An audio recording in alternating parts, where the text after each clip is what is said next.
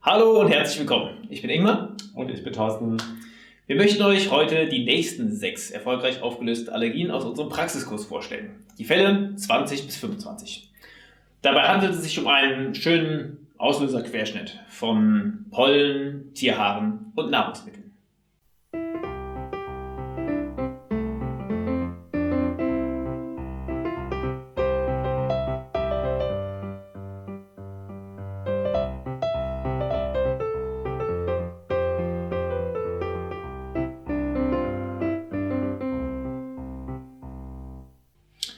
Ja, kurz zum Hintergrund. Wir haben einen Online-Kurs erstellt, wo wir Menschen mit Allergien dabei begleiten, die Ursache ihrer Allergie zu erforschen und diese im Optimalfall anschließend mit einem einfachen Experiment aufzulösen.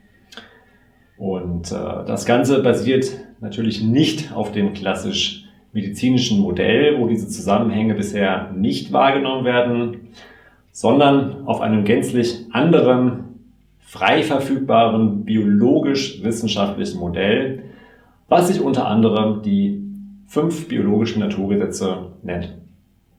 Unter dem Video verlinken wir eine unserer Webseiten, wo du alle weiteren Infos dazu finden kannst.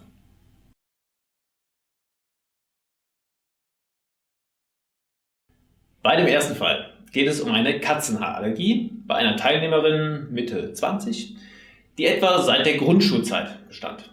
Die Symptome waren unter anderem Augen- und Hautjucken, erschwertes Atmen, Pfeifen in der Lunge sowie Schnupfensymptomatiken. Ja, sie hat fleißig in ihrer Vergangenheit geforscht und dabei auch von einer Pferdehaarallergie berichtet, die sich nach und nach von selber aufgelöst hatte, nachdem sie damals mit Voltigieren angefangen hatte. Aber das Gleiche hat sich nun während dem Kurs mit der Katzenhaarallergie wiederholt, ohne dass sie ein Experiment zur Auflösung machen musste. Sie vermutet, dass es mit den positiven Erfahrungen zu tun hat, die nach und nach mit dem Tier verknüpft werden und andere negative Erinnerungen und Konditionierungen ablösen. Und tatsächlich gab es auch schon 2 Katzen in ihrem Haus, in dem sie wohnte, wo sie sicherlich auch schon positive Verknüpfungen erstellt hatte. Ja, natürlich deckt sich dies sehr gut mit der Perspektive der 5BN, wo es ja einzig darum geht, das Unterbewusste davon zu überzeugen, dass der Alarmmechanismus heute, hier und jetzt, nicht mehr benötigt wird. Und eventuell hat die Erinnerung an die von selber verschwundene Pferdehaarallergie hier einen entscheidenden Impuls gegeben, dass auch die Katzenhaare, wo sie ja heutzutage immer wieder noch reagiert hat, als keine Bedrohung mehr wahrgenommen wurden. Ja, dies ist also einer von mehreren Fällen im Kurs tatsächlich, wo die Allergie einfach durch die Beschäftigung mit der neuen Sichtweise und dem Erforschen und Neubewerten der Allergie verschwunden ist. Super gemacht.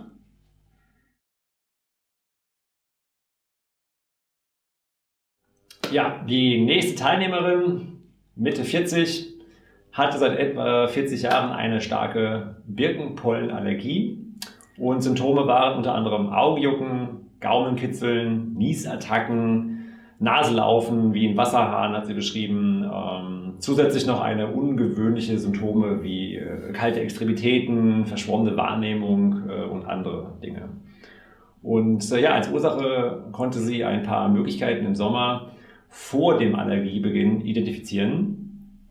Zum einen wurde der Familienhund ohne ihr Wissen einfach eingeschläfert, was sie erst im Anschluss erfahren hat. In der Nähe des Grabens im Garten stand ihr Lieblingsbaum, eine Birke. Ja, kurze Zeit später hatte sie einen ebenfalls schwer belastenden Schulwechsel. Also da waren halt viele Dinge, die da zusammengekommen sind. Und neben diesen Ideen konnte sie etwas sehr Spannendes beobachten. Sie hat erkannt, dass es immer eine Phase von Zwangsdenken vor Symptombeginn gab, was ihrer Einschätzung nach emotional zu dem Hunderlebnis, was da auch dazu passen könnte. Und mit entsprechender Bewusstmachung und Klarheit, dass es hier gar keinen Zusammenhang gibt, hat sich die Pollenallergie erfolgreich aufgelöst.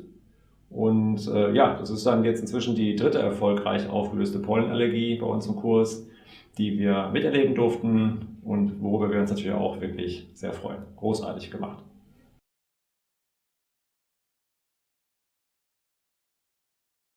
Der folgende Teilnehmer, Mitte 40, hatte eine Walnussallergie und zusätzlich eine sehr massive Allergie-Vergangenheit. Mit 5 oder 6 Jahren wurde ihm quasi eine Allergie auf alles diagnostiziert. Sorry fürs Lachen. Das ist schlimm. Sodass er in den Folgejahren von Pollen über Tierhaare, über diverse Nahrungsmittel tatsächlich ständig auf alles Mögliche mit unterschiedlichsten Allergiesymptomen reagiert hat.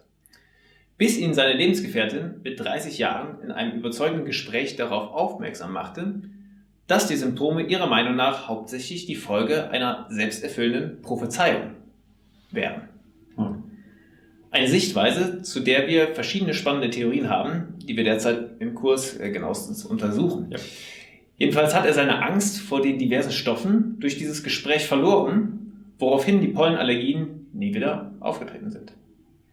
Auch die Tierhaarallergien verschwanden einige Zeit später nach dem Anschaffen eigener Haustiere.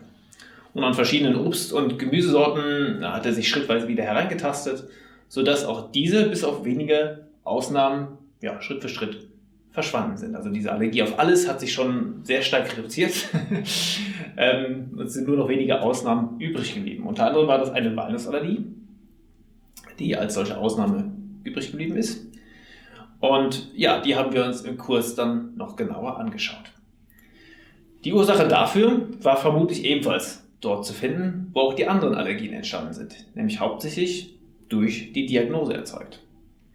Oder es war die erste tatsächliche Allergie mit 5 Jahren, wegen der dann der Allergietest gemacht wurde und alle anderen Allergien als Folge des Diagnoseschocks und der damit verbundenen und durch die Mutter übertragenen Ängste entstanden sind.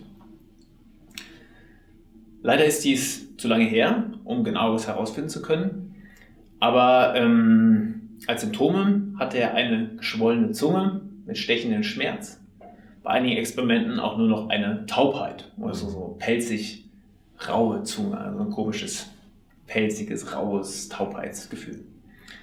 Unserer Vermutung nach handelt es sich bei den Symptomen um einen Folgekonflikt der früheren Allergien, nämlich dass er die Walnuss, die er gelernt hat als gefährlich einzustufen, nicht im Mund haben wollte und am liebsten ausspucken würde. Auf diese Empfindung reagiert unter anderem das SBS der Zungenoberfläche. Und er hat über mehrere Monate hin immer wieder ein Experiment zur Auflösung gemacht und sich genau diese Dinge bewusst gemacht. Die Symptome sind jeweils weniger geworden, bis sie schließlich ganz verschwunden sind.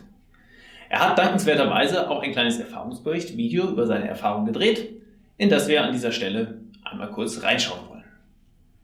Wenn ich eine Walnuss auf die Zunge legte, kam sofort ein stechender Schmerz auf der Zunge. Der ganze Mundraum schmerzte kurze Zeit später. Wenn ich das Walnussessen wiederholte, stach irgendwann nur noch leicht die Zunge und die anderen Symptome blieben weg. Ich hatte mich so an den stechenden Schmerz gewöhnt, dass ich der Meinung war, dass Walnüsse einfach so schmecken. Das dauert dann erst noch mal eine ganze Weile, bis mir klar wurde, dass Walnüsse nicht so einen Schmerz verursachen können.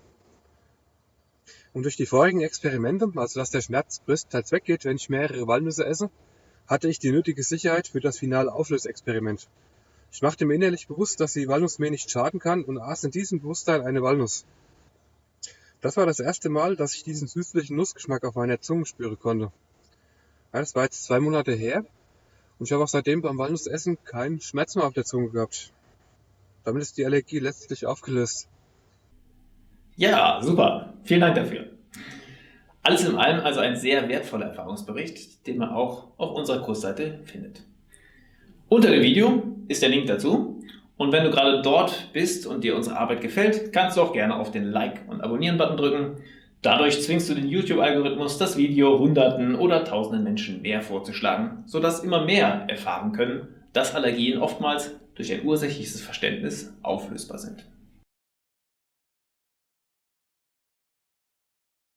So, diese Teilnehmerin, Ende 40, hatte seit mindestens 10 Jahren eine Eiallergie.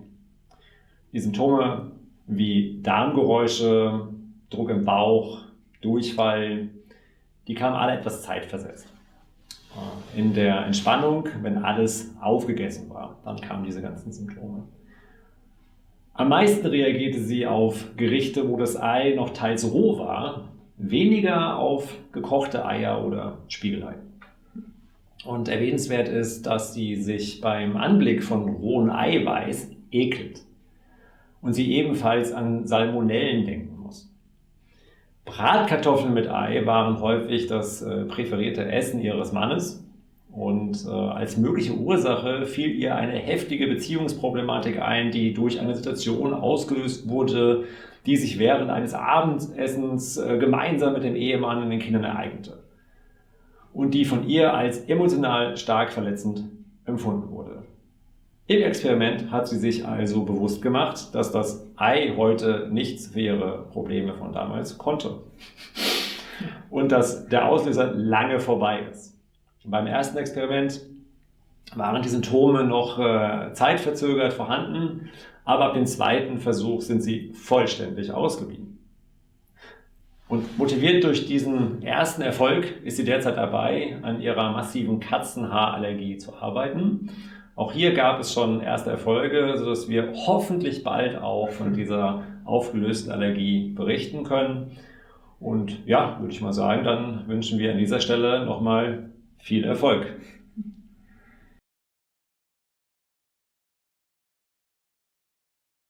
Der nächste Teilnehmer, Mitte 20, hatte seit dem Alter von 5 Jahren etwa eine Tierhaarallergie.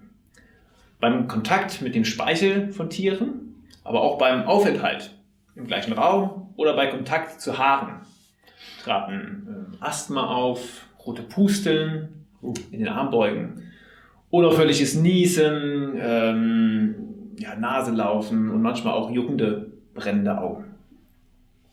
Irgendwann um die Zeit der Entstehung gab es eine Situation, in der seine Hunde entzweit wurden und an neue Besitzer verkauft wurden. Und ihm wurde erzählt, dass dies notwendig war, weil die Allergie schon vorher entstanden wäre. Er hat aber selber keine Erinnerung mehr daran. Sein Gefühl war, dass ihm die Allergie als Kind womöglich lediglich eingeredet wurde. Vorstellbar wäre, dass eine sonstige Symptomatik durch das Umfeld oder die Ärzte als Allergie angenommen wurde, als deren Folge dann die Hunde abgegeben wurden. Was dann aber die eigentliche dramatische Situation mit Tierhaaren als Schiene war.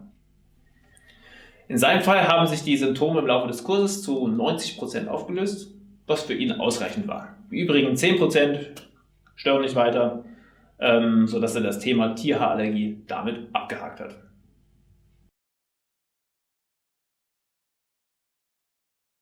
Zum Abschluss noch eine Pferdeallergie bei einem 6-jährigen Jungen. Die Symptome bei direktem Kontakt waren akute Luftnot, Hautausschläge, drehende Augen, laufende Nase. Ja, und wenn das Pferd in der Nähe war, ist hingegen nur leichte Atemnot und eine laufende Nase vorhanden gewesen. Die erste starke Reaktion war mit 3,5 Jahren auf einem Kindergeburtstag, wo er ohne die Eltern eine Kutschfahrt gemacht hat und weinend und mit starken Symptomen zurückkam. Einen Monat früher etwa war er ebenfalls auf einem Hof, wo es Pferde gab, wo aber noch gar keine Reaktion aufgetreten ist. Die Wahrscheinlichkeit, dass die auslösende Situation bei der Kutschfahrt war, ist also wirklich sehr hoch gewesen. Und zur Auflösung hat die Mutter ihre Theorie mit dem Sohn besprochen.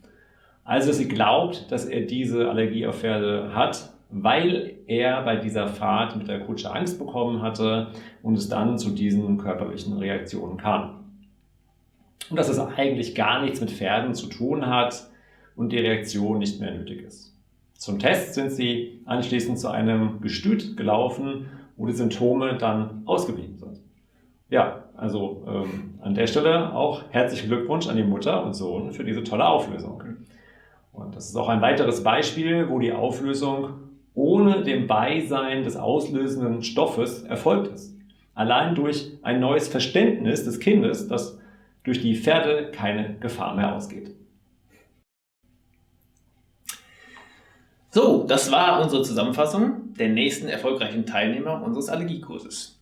Mit 25 quasi ein kleines Jubiläum. Yeah. Wobei auch zwischenzeitlich, glaube ich, schon wieder 5 weitere erfolgreich aufgelöst sind. Da kommen wir immer weiter bei uns. Also, großes Lob an euch, liebe Allergieauflöser, und vielen Dank für eure Experimentierbereitschaft und eure eigenverantwortliche Teilnahme. In diesem Sinne, wir freuen uns, wenn du unseren Kanal abonnierst auf unsere Facebook-Seite kommst und oder dich für den Newsletter unter www.krankheit-ist-anders.de anmeldest. Und natürlich von deinen eigenen Erfahrungen berichtest, wenn auch du deine Allergie mit Kenntnis der 5BN auflösen konntest. Vielen Dank an dich fürs Zuschauen und dein Interesse an diesem spannenden Thema.